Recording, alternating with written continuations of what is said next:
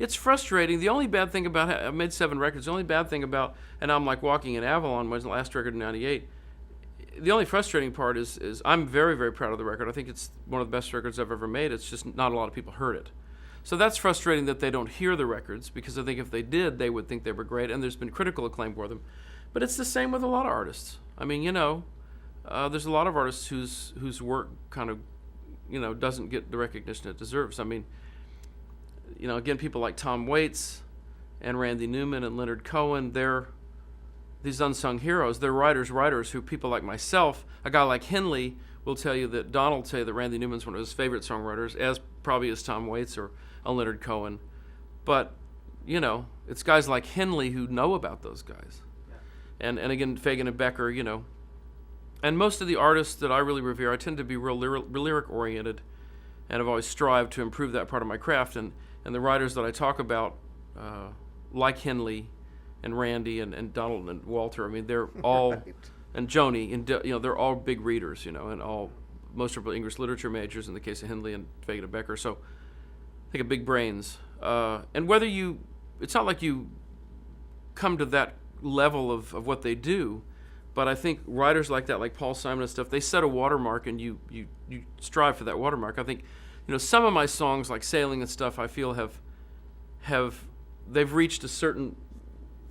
They're up there with some of Joni's songs, but not her by any means her best work. So I've reached sort of for the hem of her gown, and I've touched it a couple of times, but not really. Or Brian Wilson, I mean, I've got a few of my tunes that are nice, and they sort of deserve to be in the same room with some of Brian's, but not to be in the same room with God Only Knows, or those songs. So what a song! Yeah, that's the song. So artists like that who I revere, my top 6 or whatever, they're in sort of a league of their own, and they can hang out together. But you don't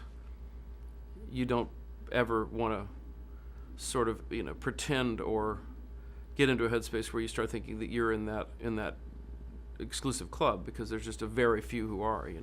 Whatever talent I have, I've developed it into a craft to the point now that I pretty much know when a tune's kind of there. And then also Rob, my collaborator, I mean, he's good to bounce the things musically off of, but also lyrically, he does a lot of the heavy lifting, and he's real good with lyrics. We really work it hard, and every verse is a challenge, and then we're like, then the struggle is, can the next verse be as good as the last verse? And most writers that I know who are my heroes, like Joni and Randy, will tell me that it just gets harder and harder. It doesn't get easier.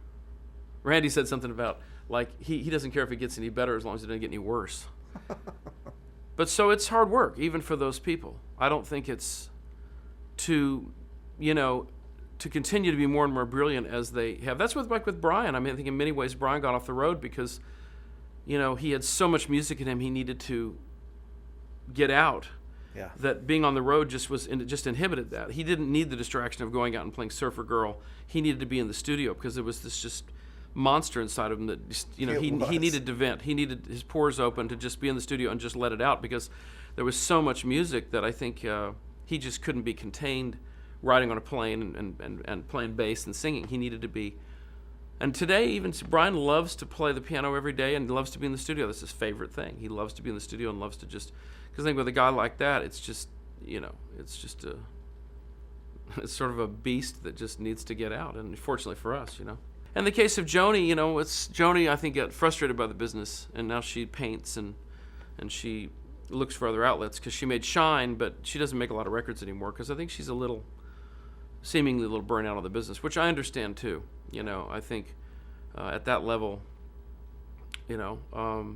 whatever they want to do, I'm fine with. I mean, I'd love for Joni to make more records, but I think she deserves to just live her life. She's done more than she gave all. She's done more than she needs to. Same with Dylan. I mean, a lot of people want to see Bob stand up with an acoustic guitar and play. I don't think to us it's all right to do an acoustic set. That's not what he really wants to be doing right now. And while we'd like him to see him do that, I don't think he owes that to us, because he always moves forward.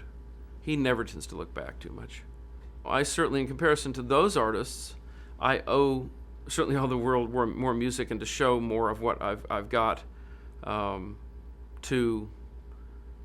just saying, in terms of those artists like that, they've already given us more music than most people could give in 10 lifetimes. So I just don't feel like they owe us anything else if they don't feel like they want to do anything else at this particular juncture.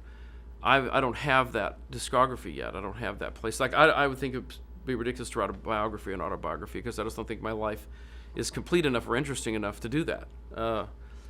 So it's not really, I owe it to myself to do the best work I can and to keep doing it. But I just mean I don't think I have done a body of work that allows me to be in that fraternity, of a Steely Dan or a Joni Mitchell or Randy Newman or Tom Waits or someone like that. They've just sort of, they've elevated themselves into this special club, and that's great, And I've been real fortunate to meet some of them and to interact with them, and it's been just probably the biggest thrill of my career is to meet someone like that who you just idolized and who influenced you so heavily, whether it be a McCartney or someone like Randy Newman.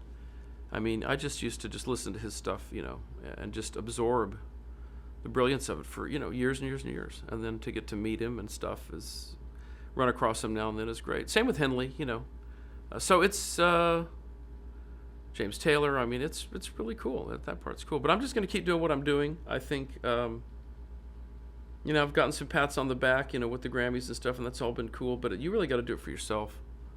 It's because what you love, and it's still what I love. I love it more today than ever. And I'm proud of my work. I mean, if something happened to me, God forbid, that kept me from continuing what I do, I am proud of what I've accomplished so far. I stand by it. I think I've done quality work, and I've left some sort of legacy for my kids. But you just got to keep trying to